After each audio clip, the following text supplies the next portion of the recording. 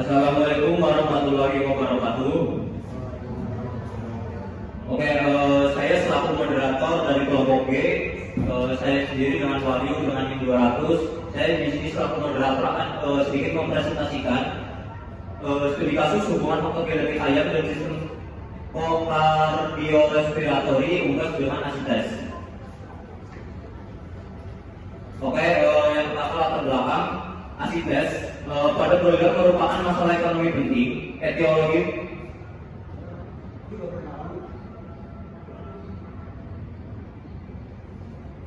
Tetapi dua komponen utama adalah satu genetik, seleksi untuk pertumbuhan cepat dan efisiensi menghasilkan tubuh yang membutuhkan oksigen besar. Dua, keterbatasan sistem kardiorespiratori mampu kemampuan jantung paru untuk memenuhi kebutuhan oksigen tubuh yang meningkat. Hubungan mekanistik melibatkan hipoksia jaringan, vasokonstriksi pulmoner, hipertensi pulmoner, kemudian gagal vertikal kanan, kemudian akumulasi cairan peritoneal.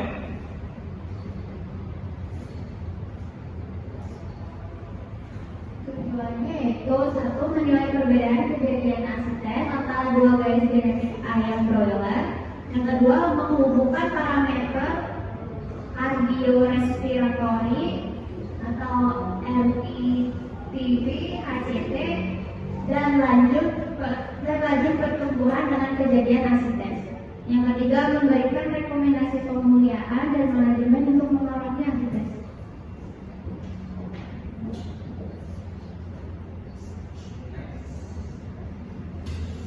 Lalu selanjutnya di sini ada rumusan masalah atau pertanyaan yang harus dipecahkan. Yang pertama, bagaimana pengaruh faktor genetik terhadap kejadian asites pada ayam broiler.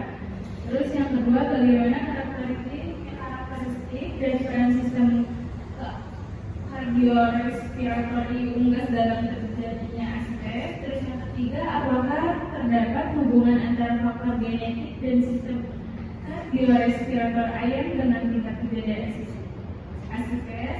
Terus yang keempat, ada faktor manajemen apa saja yang dapat mempengaruhi atau mengaruhi risiko asites yang dipicu oleh faktor genetik dan sistem kardiorespirator.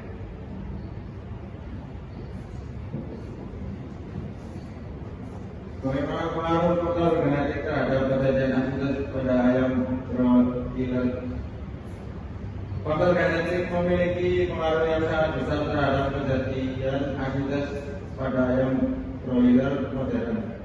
Seleksi genetik selama beberapa dekade terakhir telah difokuskan pada peningkatan pertumbuhan cepat, konversi pakan efisien, dan ukuran tubuh besar.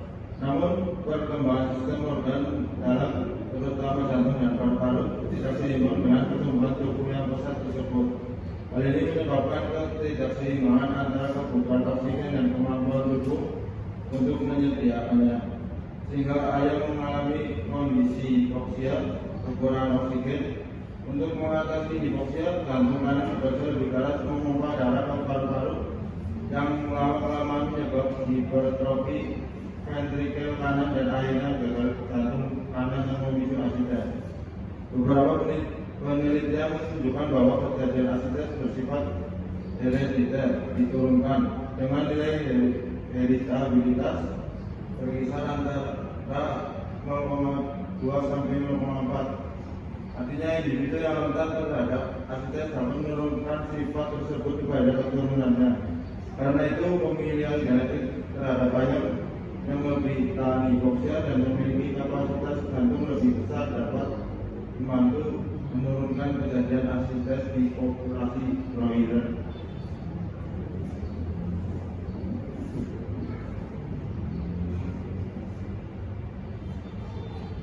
Yang selanjutnya adalah bagaimana karakteristik dan peran sistem kardiorespiratori unggas dalam terjadinya asites. Sistem kardiorespiratori pada unggas memiliki struktur yang unik dibanding mamalia, namun juga memiliki keterbatasan fisiologis tertentu yang berkontribusi terhadap terjadinya asites. Paru-paru bersifat kaku dan tidak bisa mengembang, sementara proses pertukaran udara dilakukan secara unidireksional melalui kantong udara. Meskipun efisien dalam kondisi normal, sistem ini sulit beradaptasi saat kebutuhan oksigen meningkat, misalnya pada suhu dingin atau pertumbuhan kembar. Jantung ayam broiler seringkali memiliki rasio jantung terhadap berat badan atau head to body weight ratio yang lebih rendah dibanding ayam tipe lembut lambat tumbuh. Akibatnya, ketika kebutuhan metabolisme meningkat, jantung panas atau pembuluh darah dengan tekanan lebih tinggi di paru-paru. Kondisi ini menimbulkan hipertensi pulmoner atau tekanan darah tinggi di paru-paru. Hipertensi pulmoner ini lama-lamaan membuat ventrikel kanan melebar dan lemah, yang kemudian menyebabkan penumpukan cairan di bawah perut atau asites. Jadi keterbatasan sistem kardiorespiratori unggas merupakan salah satu faktor utama yang menjelaskan mekanisme fisiologis timbulnya asites.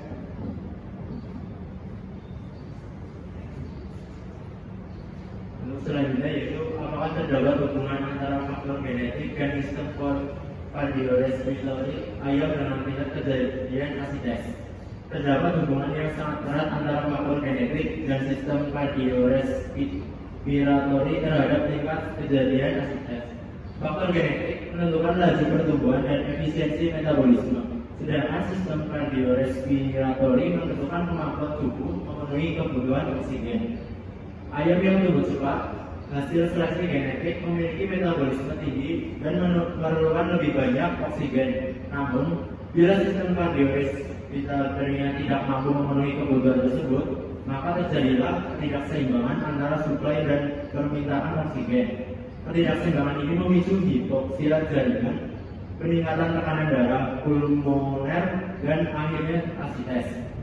Hubungan antara keduanya bersifat kausal dan sinergis. Faktor genetik menciptakan kondisi metabolik yang berat dan sistem kardiorespiratori yang terbatas memperburuk respon fisiologis, menghasilkan kejadian asites yang tinggi. Ayam dengan genetik lambat, tumbuh dan kapasitas jantung paru-paru yang baik terbukti memiliki resiko asites yang lebih rendah. Faktor manajemen apa saja yang dapat mempengaruhi resiko asites yang dipicu oleh faktor genetik dan sistem kardiorespiratori. Selain faktor genetik dan fisiologi organ, lingkungan dan manajemen pemberdayaan memiliki peranan penting dalam memicu maupun mencegah asites. Faktor-faktor manajemen yang memperparah kejadian asites antara lain yang pertama ada suhu lingkungan dingin yang meningkatkan kebutuhan energi dan oksigen. Ventilasi baru menyebabkan kekurangan oksigen dan penumpukan gas CO2. Kepadatan kandang terlalu tinggi meningkatkan stres dan konsumsi oksigen. Kemudian ada pakan berenergi tinggi meningkatkan metabolisme dan produksi panas tubuh memperbesar kebutuhan oksigen.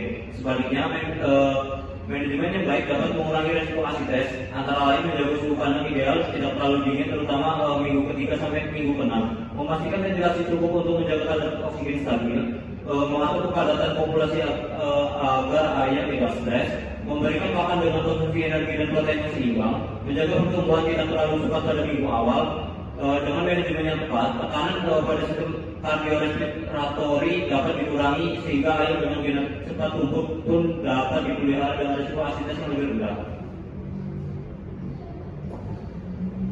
Kesimpulannya yaitu faktor genetik ayam yang tumbuh cepat menyebabkan peningkatan kebutuhan oksigen yang tinggi, sementara sistem kardiorespiratori unggas memiliki kapasitas terbatas untuk mengimbanginya. Ketidakseimbangan ini mengakibatkan hipoksia, hipertensi pulmoner, dan akhirnya asites. Lingkungan dan manajemen yang tidak optimal dapat memperburuk kondisi tersebut, sedangkan pengaturan suhu, ventilasi, dan nutrisi yang baik dapat menurunkan resikonya secara signifikan.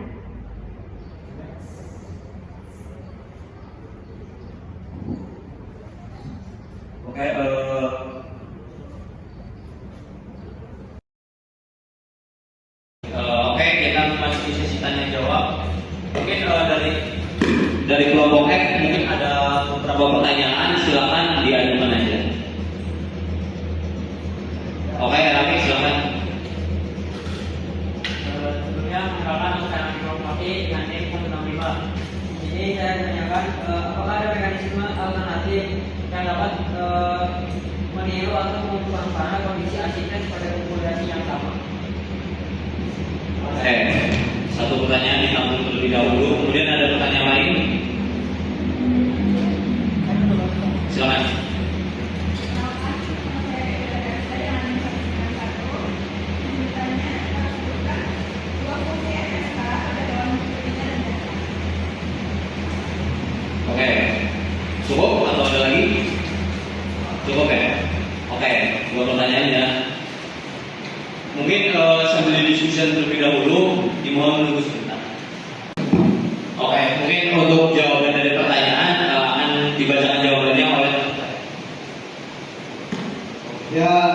saya menjawab pertanyaan dari Pak Indra, yaitu dua fungsi FSH pada hewan betina dan jantan.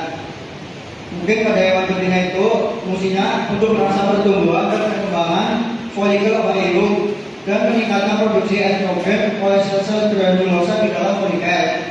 Dan untuk pada hewan jantan itu fungsinya merangsang sel spermatoli untuk mendukung proses spermatogenesis dan juga meningkatkan produksi ABP, yaitu androgen binding protein, yang membantu konsentrasi testosteron di tubuh seminiferus. Mungkin cukup. Ya, terima kasih. Oleh selanjutnya saya akan menjawab pertanyaan dari Mas Rami. Yang pertama ada yaitu mekanisme yang low-chemic aciditas. Yang kedua yaitu mekanisme yang memperparah aciditas. Yang ketiga faktor eksperimental atau populasi sama. Mungkin hanya itu saja untuk jawabannya. Apa menjawab? Oke, sekian presentasi dari kelompok kami dan juga paparan mengenai tanya jawab. Sekian, terima kasih. Wassalamualaikum warahmatullahi wabarakatuh.